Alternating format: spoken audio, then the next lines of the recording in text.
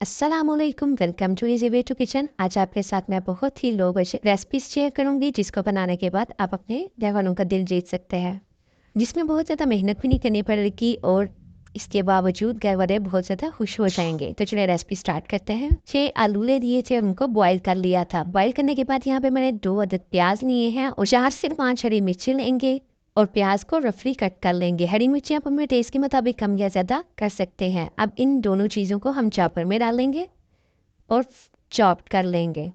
Chop करने के बाद प्याज को साइड पे रखेंगे और आलू का मिक्सचर रेडी कर लेते हैं। यहाँ पे मैं 3 से 4 टेबलस्पून बेसन का डालूंगी। बेसन हम बाइंडिंग के लिए इस्तेमाल कर रहे हैं। आप इसके लिए कॉर्नफ्लोर या मैदा भी इस्तेमाल कर सकते हैं। 1 टीस्पून नमक, 1 टीस्पून सुरख मिर्च, 1 टीस्पून धनिया पाउडर, ज़ीरा पाउडर, हल्दी, 1 टीस्पून दरा मिर्च शामिल करेंगे।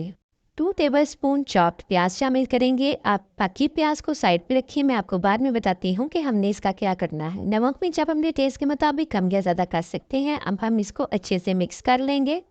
यहाँ पे ये बहुत अच्छे से मिक्स हो चुका है। अब हाथ पे थोड़ा सा ऑयल लेंगे और इसे कबाब की शेप दे लेंगे।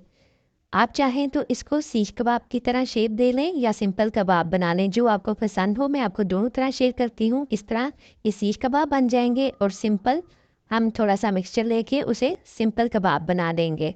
इसी तरह मैंने तमाम कबाब रेडी कर लिए हैं। पैन को चूल्हे पे रखेंगे और इसमें थोड़ा सा ऑयल शामिल करेंगे। जब ऑयल गर्म हो जाएगा तो कबाब शामिल करेंगे। आप चाहें तो कबाब को डीप फ्राई भी कर सकते हैं, लेकिन यहाँ पे मैं थोड़े से ऑयल में ही इसको कलर दूंगी।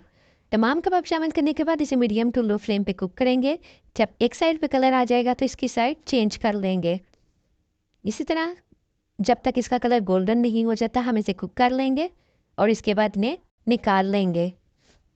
कबाब को निकालने के बाद साइड पे रखेंगे और उसके बाद उसी पैन में प्याज जो बाकी बच गया था उसको शामिल करेंगे और उसे तब तक कुक करेंगे जब तक इसका कलर पिंक की तरफ नहीं चला जाता। हमने बस इसका हल्का सा ही कलर चेंज करना है। जब तक इसका कलर चेंज हो रहा है, यहाँ पे मैंने 2 टमाटर लिए हैं और उन्हें भी चॉप करके रख दिया है। यहाँ पे कलर चेंज हो चुका है। इसमें टमाटर शामिल करेंगे और नमक मिर्च शामिल करेंगे।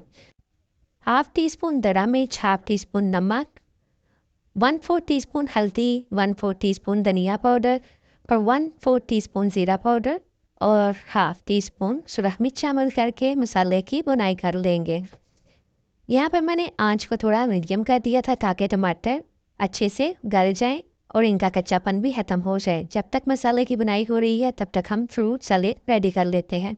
यहाँ पे मैंने सेब, अमरूद, केला और खरबूजे को कट कर लिया था। थोड़ी सी बंद गोभी को कट किया है और 5 से 6 खजूरें उनको भी कट कर लिया है। अब एक बाउल में हाफ पैक क्रीम का शामिल करेंगे और हाफ कप दही का शामिल करेंगे। 2 टेबल स्पून चीनी की शामिल करेंगे और इसे अच्छे से फेंट लेंगे ताकि क्रीम और दही यकजान हो जाए और चीनी भी अच्छे से घुल जाए। इसके बाद जो फ्रूट कट करके रखा था उसे बाउल में शामिल करेंगे। बंद गोभी और खजूर को भी शामिल कर देंगे और अच्छे से मिक्स कर लेंगे। जो बच्चे फ्रूट नहीं खाते हैं उनको आप इस तरीके से सैलेड बनाकर भी दे सकते हैं। फ्रूट को मिक्स करने के बाद इसे सेट होने के लिए फ्रिज में रख देंगे। बाकी मसाले की तरफ वापस आते हैं। यहाँ पे मसाले की काफ़ी अच्छी बुनाई हो चुकी है।